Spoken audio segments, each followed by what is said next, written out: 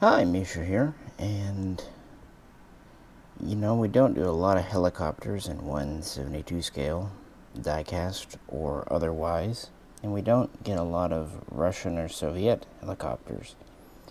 But I do have one here, the Kamov KA-50, KA-50, known as the Blackshark, although I like to think of it as the Russian Airwolf.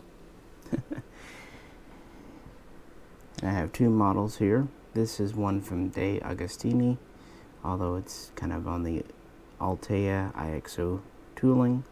It is die-cast with spinning rotors, although the gear are fixed in the down position. And over here, we have one I've had for quite a while. This is a plastic model from Easy Models, but it does have spinning propeller, and this one actually has a moving Shipanov cannon, at least as much as they ever moved on these. So, what makes this unique? Well, we have the contra-rotating dual propellers, dual blade system. That is kind of a Kamov thing. We've seen it on some of their earlier naval aircraft, and it has a lot of advantages. It allows the aircraft to be more acrobatic. It also allows it to be faster, and just generally speaking, a smaller target, and it doesn't waste energy on the tail rotor there. So there's a lot of reasons they like it. This was designed, at least the original prototype. Oh yeah, that's what happened. I heard a noise. My cat was out here, so how much you want to bet? Yeah, this is kitty related. Like I said, the helicopter was designed in the mid 80s. The first prototypes appeared in 82, 83. And they went through state testing in 84, 85, 86. And they were really wanting to make sure that one pilot could handle all the duties. This was to be an attack and scout heli. And in 1987, they essentially ordered its production. And this, in the beginning, was to replace the Hind, the Mi-24. And the first contracts were signed in 1990, but then, of course, the Soviet Union fell apart. Nevertheless, they had a couple of production models ready by 92 that they were showing off, and they continue to make prototypes just to test the design, and that's kind of where the Blackshark name comes from. The fifth prototype was in a movie named Blackshark, and the name kind of stuck. But yeah, this was kind of their advanced attack helicopter intended to replace the Hind. That's why I think of it as kind of the Airwolf. High performance. Had the one cannon. Interestingly, it's semi-rigid on the side. This was to provide greater accuracy. It can move up and down a little bit. And it has about 460 rounds. And interestingly, it has a variable rate of fire from 200 up to 800 rounds per minute.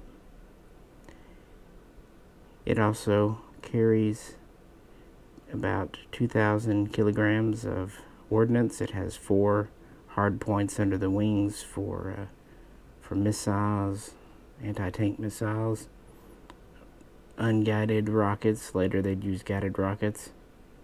And on the wing tips, the stub wings here, they could either carry countermeasures, chaff and flare pods, or smaller anti-air missiles, air-to-air. Now this one's kind of empty. This one has the ordnance on it. Yeah, this was a single seat dual rotor aircraft, and it also had a very advanced ejection seat for its day and time. Really the first 00 seat for a helicopter. And it was quite fast, 200 miles per hour top speed and a cruise speed of about 170, and it had a good ceiling of over 18,000 feet. But its main thing was it was quite small and agile, so relatively easy to miss, hard to hit. And the cockpit was proofed up to 50 caliber direct hits or kind of indirect hits from up to 23 millimeter shells. So like the Hind, it was quite well armed. Well, even though the Soviet Union fell apart, 3 of these were given to the Air Force and Army for testing in 93, 94, and it was approved for service in August of 95. But even though originally they planned to buy well over 100, they originally just bought 12 production models, plus some test beds. And these would be delivered in the 90s and used for special forces purposes, and would actually get their combat debut at the beginning of 2001 in Chechnya. Now, after this pretty good debut, they would order more between 2006 and 2009, and these are often built from kind of leftover frames and parts from the 90s.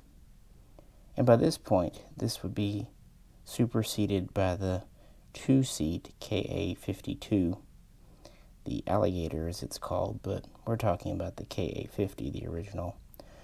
All told, they would build 32 of these, and they are in service, although the 52 has kind of replaced it, both in numbers and use. They have seen use in Syria and other hot spots. It never replaced the Mi-24. The Mi-28 has done that to some degree. But it was an advanced helicopter for its day and time, not really focusing on stealth, but they did make a night version with FLIR and several other concepts and prototypes. Quite interesting. And it's a different look, it's a different design with the dual rotors. Now, this is just a model, so they rotate together, but in reality, they would rotate against each other, providing proper lift and all that good stuff. And I like this easy model. It's for the money. They do several variations of it, and good enough job. But these are so light. This one here, like I said, based on the old IXO tooling, it's pretty weighty for its size. The main body's metal. The wings are plastic, as you'd kind of expect. Part of the tail is plastic, but part's metal.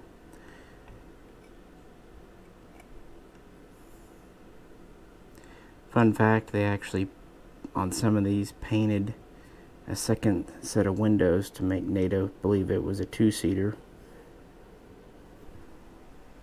back in the day. But you can read up on it more. I just wanted to show you something that just came in, at least came in again after a long absence. The Hockham, is this known, or Holcomb Model A, or Holcomb A for NATO. The 2-seater is the Holcomb B. The Kamov KA-50 Blackshark. And again, it has a cousin 2-seater, the KA-52 Alligator.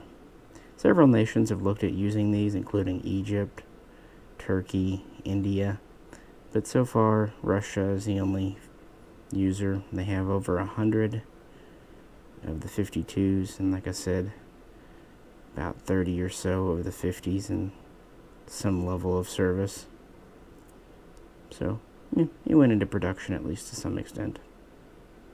And newer aircraft are able to have laser guided this and that, and the 52s actually have 6 underwing hardpoints instead of the 4. And the wingtip ones, again, are reserved for either countermeasures or short-range air-to-air defensive missiles. But yeah, check it out. The Kamov designs are quite interesting and quite forward-thinking, all things considered. So let me know what you think. This is Misha, and I'll catch you very soon, next time.